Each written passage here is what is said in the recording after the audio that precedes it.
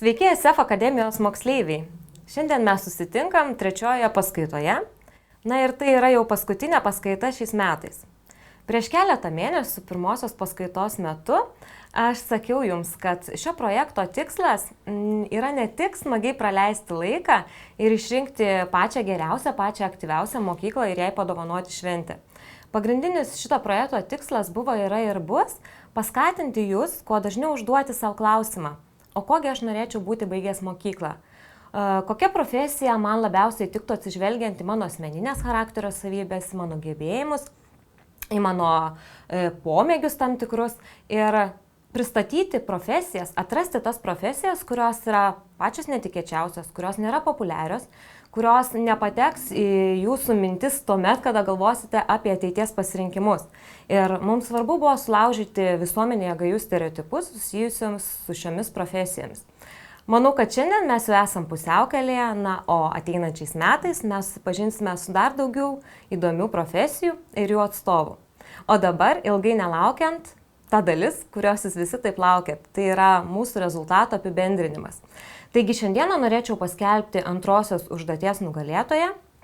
Tai yra Plungės rajono Platelių gimnazija. O trečiosios užduoties laimėtojus ir tą mokyklą, kuri laimėjo renginį savo visai bendruomeniai mokyklos, dabar pamatysite ekrane.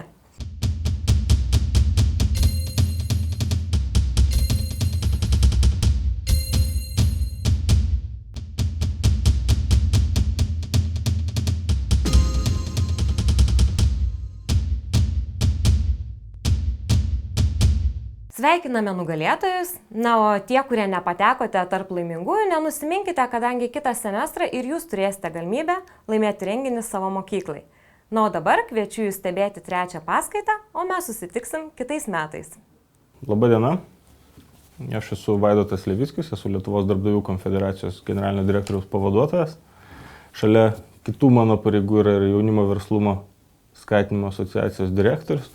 Ir šiandien pabandysim papasakoti jums iš tikrųjų, koks yra darbdavių požiūris į naujus darbuotojus, ko darbdaviai tikisi iš jaunų žmonių ateinančių į darbo rinką ir apie tai iš tikrųjų, kaip tam jaunam žmogui susiorientuoti, o kokią specialybę pasirinkti ir kokiu keliu eiti.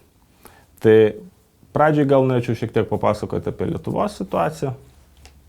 Tai jeigu jūs pasižiūrėsit spalio mėnesį šių metų duomenis, tai mes turim 7,7 tūkstančio bedarbių ir maždaug 4 kartus tiek laisvų darbo vietų.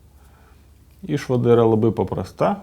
Norinčiam dirbti žmogui galimybės yra susirasti darbo vietą be jokių problemų. Tada kyla klausimas visgi, kaip taip yra, kad žmonės nedirba, tačiau yra laisvų darbo vietų. Tai čia mes matom, kad yra nesutapimas tarp tų žmonių norų, išsilavinimo, gebėjimų ir to, ko reikia darbdaviui. Tai jeigu pasižiūrėsim vėlgi darbo biržos duomenis, pamatysim, kad kokių specialybių reikia. Tai daugiausiai darbo biržose darbdaviai ieško, žinoma, žemesnės kvalifikacijos specialistų. Tai dominuoja iš tikrųjų aptarnavimo sektorius, tai yra pardavėjai, marketingo specialistai įvairūs, yra, reiškia, sunkvežimių vairuotojai, turime nemažą poreikį maisto paslaugų sektoriui, tai yra virėjų, virtuvės pagalbininkų ir panašiai. Ir jau matome gana naują specialybę darbo biržoje, tai yra kurioje ieško iš tikrųjų specialistų, tai yra mokytojai. Ir šitas mokytojų trūkumas, jisai pastebimas ne tik Lietuvoje, mes pastebime jį ir kitose pasaulio šalyse. Ir netgi Amerikoje yra vėlgi mokytojai įvardinami kaip viena iš tų perspektyvių profesijų, kadangi technologinė kaita yra labai didelė, kaip mes matom, prisitaikyti prie naujo tempo tiek darbo, sakykime, specifikoje įmonės, tiek sakykime, ir viešo sektoriaus. Mes matom, kad poreikis mokytis yra labai didelis, o reiškia žmonių, kurie gali mokyti, yra pakankamai nedaug ir dar daugiau mes labai turbūt nemažai žalos esame padarę Lietuvoje pasakydami, kad mokytojas tai yra ta profesija, kuri nedaug uždirba. Ir iš tikrųjų tada mes atbaidom tos jaunus žmonės nuo šitos profesijos pasirinkimo, tuo pačiu savo iš tikrųjų sukeldami labai daug neigiamų pasiekmių ateityje, nes neturint kompetitingų, kvalifikuotų mokytojų, tikėtis, kad mes turėsim kartą gerai išmokytų ir paruoštų specialistų, būtų naivu. Tai gal tiek apie Lietuvą, tačiau jeigu mes pasižiūrėsim vėlgi mano minėtas Jungtinės Amerikos valstijas ir pasižiūrėsim tų, sakykime, specialybių, kokios jos yra, koks yra didžiausias poreikis ir kokia yra prognozė, pavyzdžiui, iki 2020 metų, tai iš top 10 specialybių galima drąsiai būtų jas padalinti per pusę.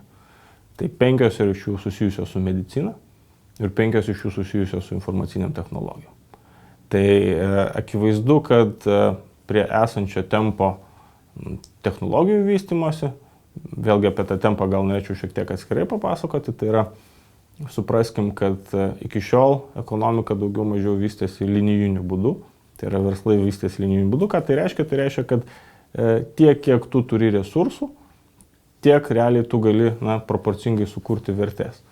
Tačiau mes turim dabar visiškai kitą situaciją, atsiranda tos vadinamas eksponentinės organizacijos, eksponentinės įmonės, kai vertė yra sukuriama žaibiškai. Ir mes kalbam, pavyzdžiui, apie tokias įmonės kaip Facebookas ar ne, Google, kurias mes gerai žinom, tas būtent su informaciniam technologijom susijusios. Yra dar krūva kitų, kurios susijusios su navigacija, bet vienaip ar kitaip tai vis tiek dažniausiai yra susijęs su informaciniam technologijom. Tai pasižiūrėtumėm, kad jų augimo tempai yra eksponentiški. Tai reiškia, kad nebėra to sąryšio su to, kiek, reiškia, aš turiu resursų ir kokią vertę įgyja. Tai jeigu jūs įsivaizduokit, kad, kaip ir šiandien Markas Zuckerbergas pasakė, kad 99% Facebooko akcijų paaukos labdarai, kas jau dabar yra 45 milijardai. Tai įmonė, kuri veikia vos kelis metus realiai. Ir kiek iš tikrųjų tom tradiciniam kompanijom reikėjo, kad pasiekti tokius rodiklius, tai laiko, tai žinoma, kad yra labai sunkiai palyginama. Tai štai tas tempas, tas plėtros, sakykime, technologinių ar mūsų galų galia įpročių, tas pats Facebookas, kaip jis užkariavo visuomenę, ar ne, ir dabar dauguma žmonių nelabai įsivaizduoja, kaip reikėtų kitaip bendrauti, jeigu ne Facebook'e, ar ne. Lygiai taip pat paimkim kokį Google kaip paieškos sistemą, Google kaip, reiškia, elektroninio pašto sistemą ar kalendorių ir panašiai, tai labai formuoja mūsų kaip vartotojų įpročius ir iš tikrųjų tas poreikis prie šitų iššūkių prisiderinti, jisai lemia labai didelę kaitą. Ir tai mes turim suvokti, kad bet kokia specialybė, kuri yra dabar, jinai gali modifikuotis per kelis metus taip stipriai, kad iš tikrųjų nebebus įmanoma nesimokant toliau, netobulinant savęs, toj specialybėje dirbti. Vienas iš pavyzdžių, pavyzdžiui, yra ta pati geografija, sakykime, ir jeigu mes iki šiol įsivaizdavom, kad geografija yra labai toksai, mokslas apie, reiškia,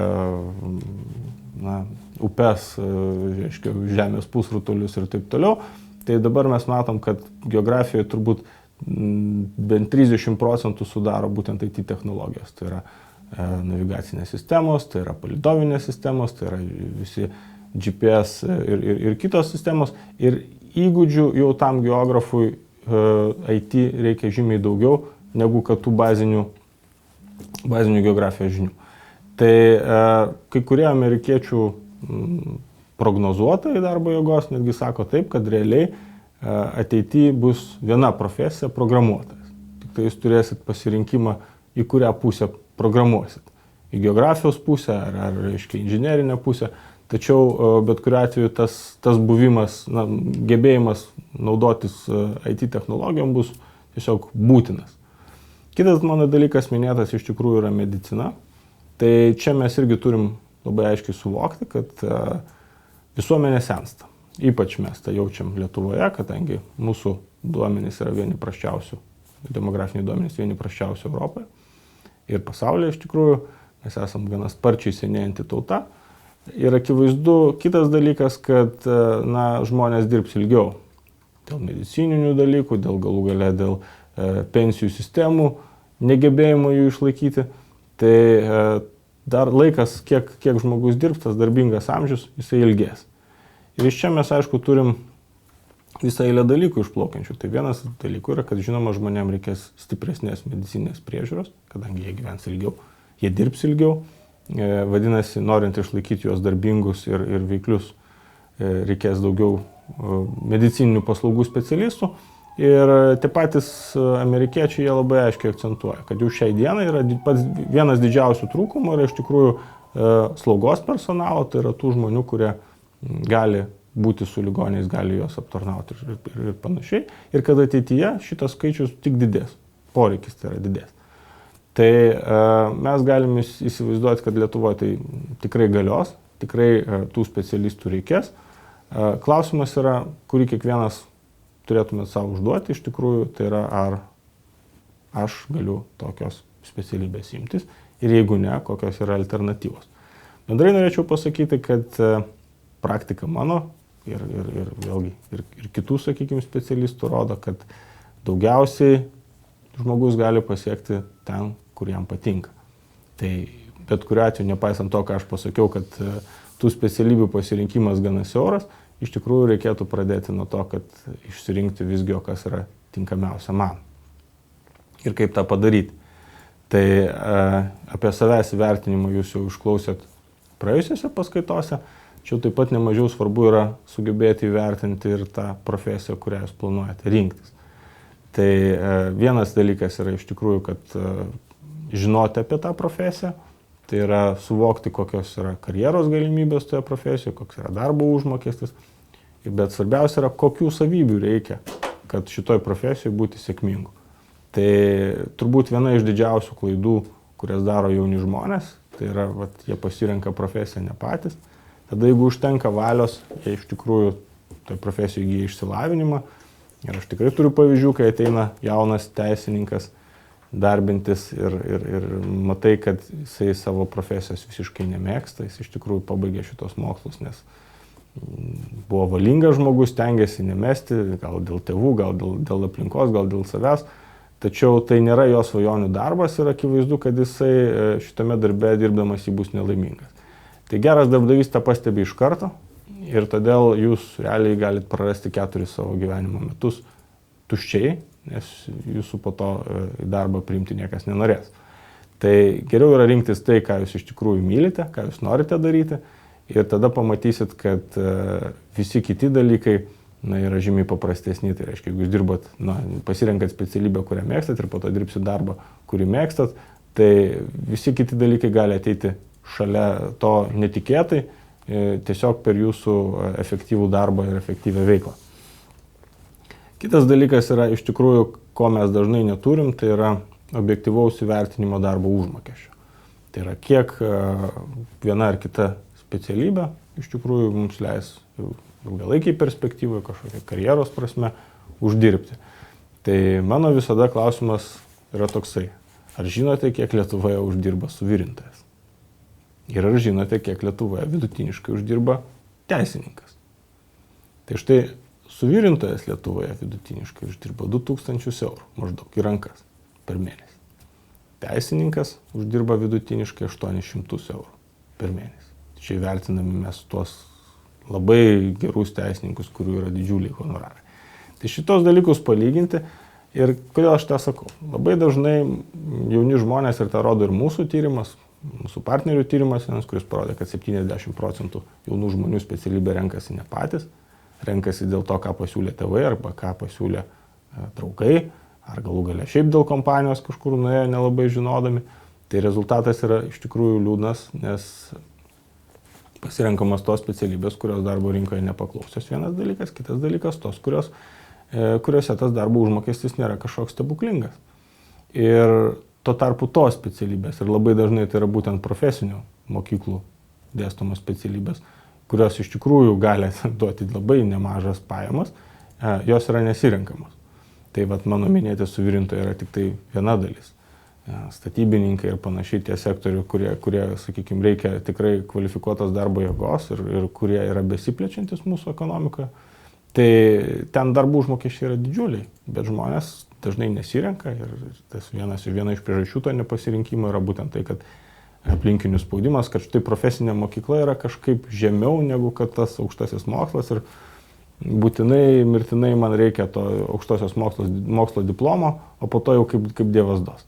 Tai iš tikrųjų norėčiau siūlyti jums nedaryti šitos klaidos ir gerai įvertinti savo galimybės profesinę mokymą, nes profesinis mokymas iš tikrųjų yra arčiausia kito dalyko, tai yra arčiausia savo verslo.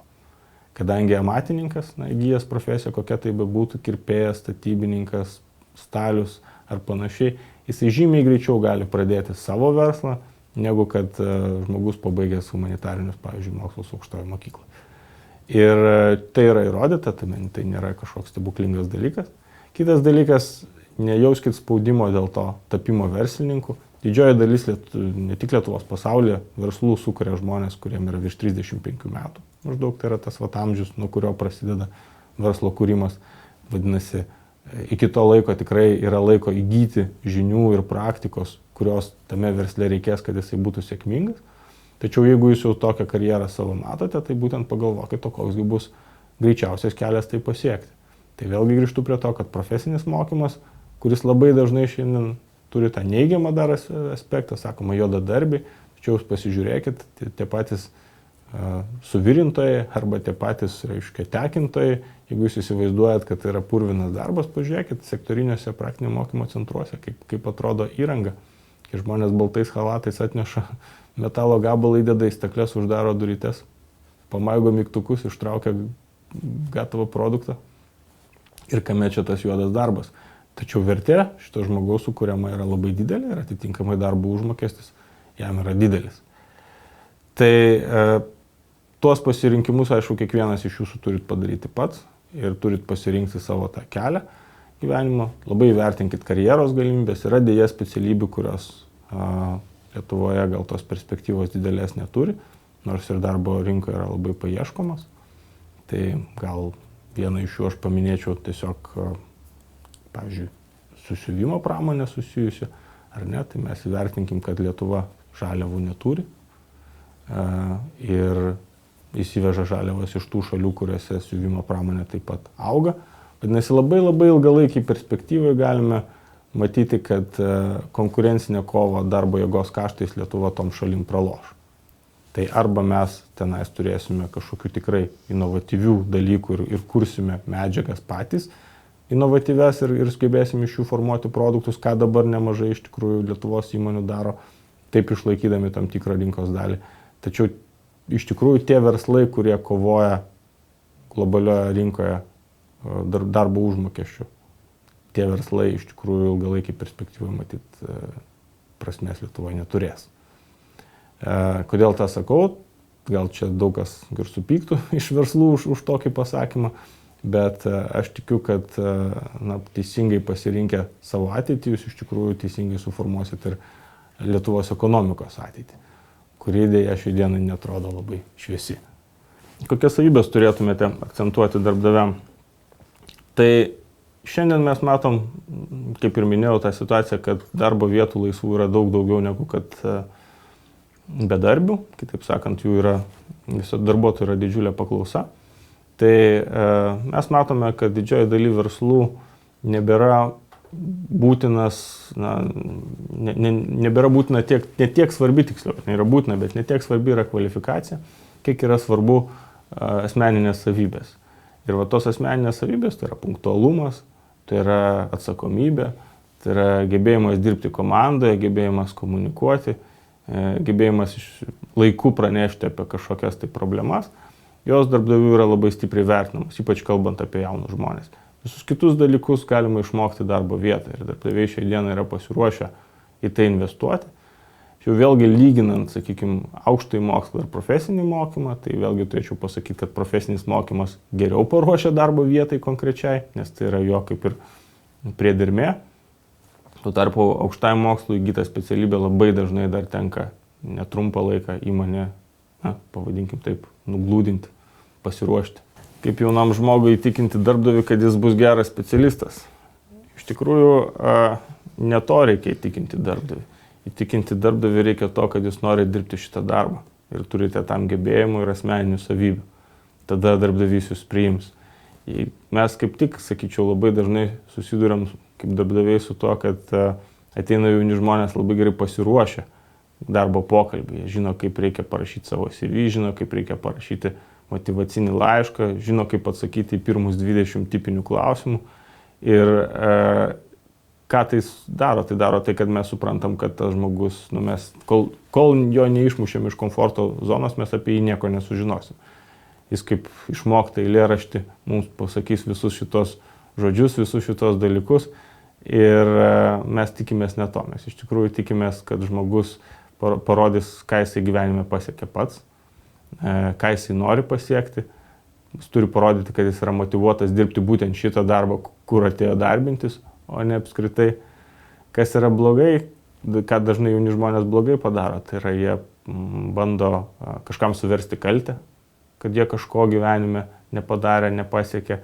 Ypač jeigu tai yra ne pirma darbovietė, labai dažnai žmogus blogai atsiliepia apie prieš tai buvusi darbdavį, norėdamas galbūt paaiškinti, kodėl jisai bando pakeisti darbo vietą. Tai šitie dalykai iš tikrųjų neprideda sėkmės darbo pokalbį. Ir to įtikinimo tokio, vėlgi jo nereikia, reikia parodyti tiesiog, ką žmogus moka. Ir jaunas žmogus, kuris neturi darbinės patirties, kuris neturi praktikos, jisai nelabai daug dalykų gali darbdaviui papasakoti. Ir labai dažnai tai yra būtent ta priežastis, dėl ko jisai pasiryžta išmokti tą mano minėtą eilėraštį, kaip atsakyti visus tos klausimus. Tačiau mes iš tikrųjų norėtumėm, kad žmogus papasakotų net ir tos dalykus, kurie galbūt netiesiogiai susijęs su jo darbu. Pavyzdžiui, ar jis dresavo pats savo šunį, ar jisai turi kažkokių šeimoje atsakomybių, kad mes pamatytumėm būtent jį kaip žmogų, ar kad koks jis yra, ar jis yra tikrai tinka įsilieti į mūsų kolektyvus, ar jisai kurs įmonėje vertę. Tada ir darbdavys gali nuspręsti, kad iš tą žmogų gali dar investuoti papildomai, kad paruošti iki savo tinkamų lygio. Svarbu, kad jo asmeninės savybės būtų tinkamos. Sveiki. Esam iš Vilniaus paslaugų verslo darbuotojų profesinio rengimo centro. Matot, koks ilgas pavadinimas, ogi todėl, kad labai jau daug specialybių ir labai puikių talpiname po savo stogu. Norėčiau šiek tiek apibūdinti kiekvieną iš tų specialybių. Pirmiausia, mus visus jungia, kaip anksčiau būtų sakę, buitininkai, ar ne? Pamenat, kai Juzė su žirklėm vaikščiodavo. Tai šiuo metu esam taip išlypę iš to Juzės įvaizdžio. Todėl aš ir dabar šiek tiek noriu apibūdinti tas specialybės. Pirmiausia, didelė grupė grožio paslaugų teikėjų. Tai grupė priklausytų higieninės kosmetikos kosmetikai, kirpėjai. Ir šiuo metu labai populiari, tik 2 metus mes ją turime šią specialybę, tai masažuotojai. O štaigi visa šita grupė ir yra tarsi tarp sveikatos ir tarp grožio. Vienas kitą papildo. Kita grupė specialybių, kurios yra ir gražios, ir pakankamai technologiškai sudėtingos, tai yra fotografai, floristai, apeigų ir švenčių organizatoriai. Šios specialybės yra ypatingos tuo, kad priimami mokytis po 12 klasių, baigia vidurinę, nes šiuose specialybėse yra pakankamai stiprus reikalavimai, kad mokinys būtų šiaip jau pakankamai užaugęs. Nes mes, negražu sakyti, ne vieną dešimtmetį dirbantis, galim tikrai pasakyti, kad mokinys po 10 klasių stojantis į vieną iš kurių tai tų specialybių, tai yra ne tas pats, kas atėjęs po 12 klasių mokinys. Kita grupė mūsų specialybių yra kaip visuomeniai naudingi socialinių požiūrių. Tos specialybės. Tai auklės ir socialinio darbuotojo padėjėjai. Nepatikėsite, mes pirmieji Lietuvoje įkūrėme savo vaikų darželį. Taigi mūsų patalpose yra auklių specialybė ir yra tikra gyva mokymo priemonė, tai yra mažiukai vaikai. Jie priimami nuo 1 metukų iki mokyklos, o šią paslaugą gali pas mus naudotis pirmenybė teikiama tai mūsų mokinėms, kurios jau turi vaikučius. Na ir aišku, kartais mes galim suteikti ir mokamas paslaugas aplinkinių namų gyventojams. Taigi šios tai specialybės yra labai tokios gražios ir jos ypatingos yra. O socialinio darbuotojo padėjėjai tai tik tai po 12 klasių priimami mokiniai, nes vėlgi, kaip anksčiau minėjau, tai žmogus turi būti pakankamai socialiai užaugęs. Kuo mes esame ypatingi? Mes esame vienas iš praktinio mokymo centrų visoje Lietuvoje. Grožio paslaugų toks centras. Mes esame 2 tik tai – Kaune ir Vilniuje. Kasgi yra tie grožio paslaugų centrai? Apskritai, sektoriniai praktinio mokymo centrai. Tai yra didžiulės lėšos įdėtos į pačią mokyklą, nekalbant apie to, kad išoriškai labai pasikeitė, apšiltinta, kas nemažiau svarbu, bet jau įrangą mes gavome, įdiegėme, mokytojai išmoko ją dirbti, tai yra tikrai nuostabi. Užeitumėt pas mus, pas fotografus, kai aišku atvyksite ir iškart jau kviečiu visus, kurie girdi, atvykti pas mus. Užeisite pas fotografus, pamatysite laboratorijas, fotografavimo sales, spausdinimo aparatai tokie, kad gali bet kokio dydžio nuotraukas daryti. Taigi įranga, kameros, objektyvai, ką jau ten ir beišvardinsi. Jeigu mes persimesime į priešingą pusę į grožio sektorių, tai higieninės kosmetikos kosmetikai taip pat turi visą reikiamą veido priežiūrai, visas reikiamas priemonės, aparatus, visą kosmetiką reikalingą ir taip toliau. Žodžiu, mūsų centre iš daugybės tų specialybių 6 buvo paliestos sektorinio praktinio mokymo centro. Taigi 6 specialybės yra ypatingai aprūpintos. Aišku, dabar negaliu nepasakyti ir apie kitas, kurios šiek tiek to aprūpinimo gavo iš ankstesnių projektų.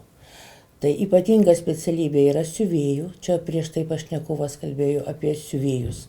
Aišku, siuvėjų specialybė yra labai graži, bet jai tarsi meškos paslaugą yra padarę savo laiku prieš metų 20, kaip žinote, ir straipsniai spaudoje ir panašiai, kaip darbdaviai elgdavosi su siuvyklomis, su siuvyklų darbuotojais ir panašiai. Taigi mes dabar turim iš naujo atgaivinti šią specialybę ir tai liečia ne tik mūsų centrą, o tai per visą Lietuvą. Kad vis dėlto šis amatas yra toksai, kad garantuoja iš karto įsidarbinimą, tikrai žinome. Toliau didžiosios įmonės siuvyklos suteikia galimybę savo darbuotojams aukščiau tęsti mokslus, aprūpina gyvenamą vietą. Taigi mes turim šią specialybę ir šios specialybės kaip tik atstovas kartu yra su manim. Jis papasakos, tai mūsų Paulius Šerelis, jis yra mokinių tarybos pirmininkas ir jis papasakos, kokios galimybės yra mūsų centre ne tik tai vieną specialybę gauti, bet ir dar šalia esančią, nes tai yra dabar šiuo metu labai populiaru, 2 specialybės apjungti. Kuo tu daugiau gavai kompetencijų, tuo tau gyvenime tikrai padės, tu turėsi daugiau galimybių įsidarbinti. O dabar, jeigu konkrečiai viskas apie mūsų centrą yra mūsų puslapiuose, Vilniaus paslaugų verslo darbuotojų profesinio rengimo centras, jūs būtinai tiesiog privalote, gerbiami klausytojai ir žiūrovai, įeiti į mūsų puslapį ir apžiūrėti. Ir pamatysite, kuo mes esame turtingi, kiek pas mus ten vyksta veiklos. Gal žodį perduosiu ir Pauliui, mūsų mokinių tarybos pirmininkui. Jis tikrai jums įrodys, gerbiami žiūrovai, kad kodėl verta pas mus ateit mokytis. Ačiū. Na, aš dabar truputį gal pirmiausia papasakosiu apie save. Tai šitame centre pradėjau mokytis po 10 klasių. Pirmą specialybę pasirinkau kirpėjo, ją mokiausi 3 metus. Na, iš tikrųjų nusprendžiau netikėtai, nes jau besimokant 10 klasėje aš supratau, kad aš tikrai nebūsiu kokiu teisininku ar kažkokiu tai daktaru, todėl kažkaip ir nesiorientavau į aukštąjį mokslą ir galvojau, kuo greičiau pasibaigti specialybę, tuo pačiu metu pabaigti 11-12 klasę, taip sutaupyti daug laiko, na ir bandyti dirbti pagal šią specialybę, ką aš sėkmingai iš tikrųjų ir padariau. Pasibaigiau šią specialybę, įgijau vidurinį išsilavinimą ir nuėjau dirbti.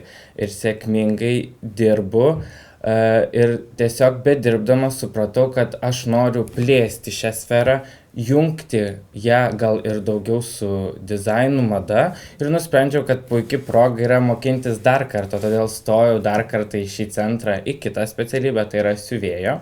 Ir dabar mokinuosi siuvimo, na ir baigęs planuoju, jei bus įmanoma pagal galimybės, gali kurti kažkokį plataus profilio įvaizdžio saloną, kur ne tik suteikiamas bus kirpimo paslaugos, bet taip pat ir pilnos įvaizdžio, tai yra nuo plaukų, nuo makiažų, manikiūrų iki viso žmogaus aprengimo.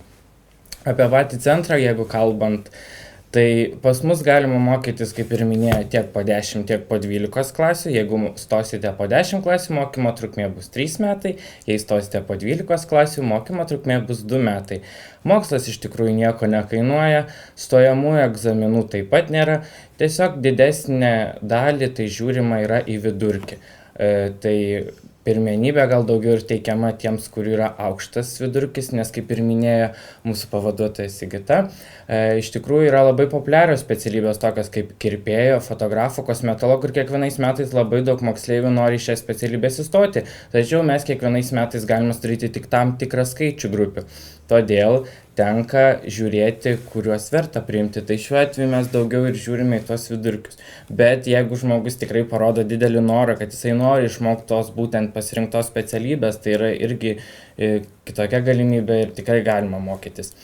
Na ir moksleivis besimokindamas taip pat turiu paminėti, kad jisai gauna ir stipendiją. Ji aišku nėra labai didelė, bet tai yra irgi šiokie tokie pinigai. Todėl man ir buvo labai didelis pliusas, kai aš stojau po 10 klasių, kad aš mokindamasis 11-12 klasį jau gavau šiek tiek pinigėlių, kurias galėjau leisti savo noram, na arba galėjau jas taupytis, kad pasibaigę specialybę įsigyti geresnių profesionalių įrankių pasirinktai savo specialybei. Na ir moksleivis kiekvienas, nesvarbu kokią be specialybę pasirinktų, į pabaigą jis turi išeiti atlikti praktiką į įmonę pagal pasirinktą profesiją. Tai praktikos trukmė yra 4 mėnesiai, na o praktika žinoma yra labai svarbu reikalinga moksleiviam tam, kad kiekvienas moksleivis įgytų daugiau žinių, kad pamatytų, kaip yra dirbama išėjus į įmonę, koks būna kolektyvas, kokia būna užsakymai. Na ir vėliau, pabaigus praktiką, kiekvienam moksleiviui pagal specialybę įsidarbinti žymiai lengviau, nes jis jau lengviau žino, kaip bendrauti su klientais, bendrauti su kolegoms. Na ir tikrai, jeigu kalbant apie centrą, tai turiu tikrai paminėti, kad tiek mokytojai kiekvienos specialybės iš tikrųjų dėsto pakankamai gerai. Visada padės, jeigu iškils kokių nors klausimų. Jeigu kalbėt apie mokyklos atmosferą, tai iš tikrųjų bet kuriam moksleiviui stojant po 10 klasių iš tikrųjų yra labai daug veiklos, kaip tu gali save užsiimti. Tai ir mokinių taryba, kur yra labai aktyvi, ko aš turiu paprieštarauti, tikrai nėra tokia kaip vidurinėse mokyklose neaktyvi, yra labai aktyvi. Ir kiekvienas moksleivis, kuris turi daug aktyvumo ir nori tinkamai išnaudoti, gali prisijungti tiek prie būrelių, tiek prie mokinių tarybos. Mokinių taryboje jisai išmoktų tiek dirbti kolektyve, kas vėliau yra lengviau, kai jis dirbs įmonėje pagal pasirinktą specialybę pabaigtą. Nugalėti auditorijos baimę, nebijos kalbėti prieš didesnę žmonių auditoriją. Taip pat yra kiti būreliai, kaip modelių būrelis, kur jeigu panelės, tarkim, nori demonstruoti įvairius drabužius, kuriuos sukuria mūsų centro siuvėjai, tai irgi yra galimybė atsiskleisti. Taip pat yra dramos būrelis, jei jūs norite atsiskleisti meniniais pusėje, tai yra vaidyboje, ar ne, tai irgi, kaip minėjau, įvairūs nugalėti scenos baimę, tai yra irgi tokie būreliai, kurie irgi atitinkamai, jeigu jūs esate aktyvus moksleivis, atitinkamai esate įvertintas ir taip pat gaunate įvairius premijas, kurios prisideda prie jūsų stipendijos. Paliudijo.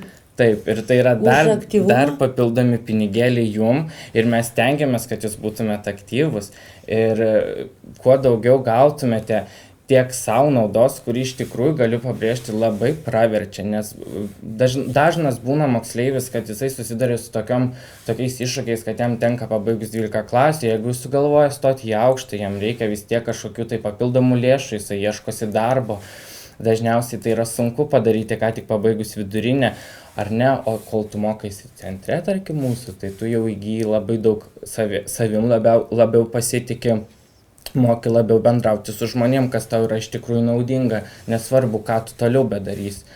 Na ir ką čia dar galiu paminėti? Jeigu galim pratęsiu, pasitikėjimas reikalingas, mokėjimas bendrauti su žmonėmis labai reikalingas. Mes juk esame paslaugų atstovai, paslaugų teikėjai. Vadinasi, kaip vienas mūsų buvęs mokinys, dabar labai žymus kirpėjas, yra pasakęs, žinot, auklėtoja, sėkmė tai yra 50% psichologijos. Vat ir spręskim, šitie visi amatai po mūsų stogų yra išmokstami. Čia mes nemokam griežti smuiku ar baleto šokti, mes mokome amato. Taigi amatas yra išmokstamas, bet tam reikia dar plus 50% specialybės, ypač mūsų šitai aptarnavimo sferai. Aš taip pat dar norėčiau gal paminėti, kad žiūrovai, kurie mūsų klausosi, tai iš tikrųjų yra labai sunku jaunam žmogui apsispręsti, ko jis nori gyvenime. Ir kaip minėjo prieš tai svečias, kad dažnai mes esame spaudžiami gal tėvų, gal draugų ir pasirenkame netinkamą kryptį savo ateities, stojame į aukštąją arba ne tą sferą profesiją, kurios mes norime. Tai irgi norėčiau moksleivius paskatinti drąsiai nebijoti, pasirinkti kažkokios ir nebijoti, jeigu jūs pasirinksit, pasimokysit, suprasit, kad tai ne ta sfera, kurios jūs norėt, jūs bet kada galėsit persikvalifikuoti mūsų centre į kitą specialybę. Nes aš dabar tiksliai nežinau, po 8 klasių ar dar galioja. Taip, dar galioja ir po 8 klasių mes galime priimti mokinius, bet kažkodėl matyt, dar tėveliai net neišleidžia. Taip. Jie matyt dar tas profesinis, tai ką tu tenaisi, visai vaikę prapulsi. Tai bet šiaip mes priimam, tikrai kviečiame po 8 klasių. Ir jeigu moksleivis iš tikrųjų nori bandyti po 8, jisai konkrečiai stojęs, nepasirinks konkrečiai vienos specialybės, bet kol jisai mokinsis 9-10 klasėje mūsų centre, jis kas mėnesį susipažins su populiariausiomis specialybėmis, tarkim 4 kažkur mėnesių su viena padirbės, tarkim su kirpėju susipažins, kas tai yra, vėliau gal su kokiais fotografais. Na ir taip jisai per 2 metus susipažįsta su daug specialybių ir kai jisai baigia 10 klasių, 10 klasės konkrečiai pasirenka vieną profesiją, kurią nori tęsti ir pasibaigti. Tai irgi noriu paskatinti, nes iš tikrųjų didelį įtaką daro tėvai, kurie, aš manau, šis požiūris iš tikrųjų pasikeitė.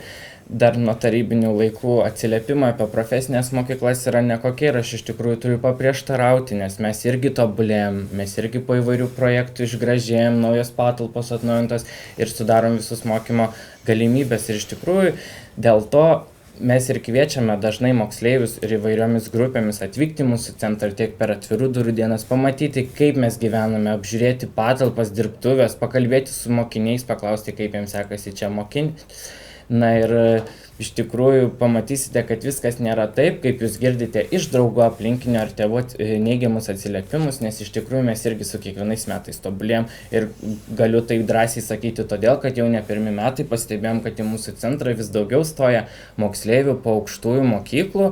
Na ir dažniausiai, kai klausimai, kodėl jūs grįžtate į profesinę, kodėl nebandote dirbti pagal aukštajam įgytą profesiją, dažniausiai atsakymai būna tokie, kad trūksta praktikinių žinių arba tiesiog pagal tą pabaigtą sferą jie negali įsidarbinti, neranda darbo. Na, kaip žinote, amatas visą laiką buvo reikalingas ir tiek kirpėjų, tiek kosmetologų visada reikia ir darbo vietų tikrai yra daug ir tikrai galima rasti ir nuo kažko pradėti mažais laipteliais karjeros taip lipti ir kažko pasiekti daugiau. Taip, ir paskutinė mintis, mes įturiu per daug laiko, čia užimame, bet tokia paskutinė mintis, kad jūs, gerbiami mokiniai, jūs pas mus įstosite, baigsite, tikrai nesitikėkite tokio uždarbio, kai ką tik čia prieš tai paminėjo pašnekovas, niekada šitiek neuždirbs tik baigęs profesinės mokyklos mokinys. Niekada neuždirbs. Visa tai ateina su laiku. Ir mūsų paslaugų specialybės tai yra, dirbsi, stengsies, dalyvausi visur, domėsi seminaruose, va po 5 metų, tai tikrai užtikrintai gyvensi.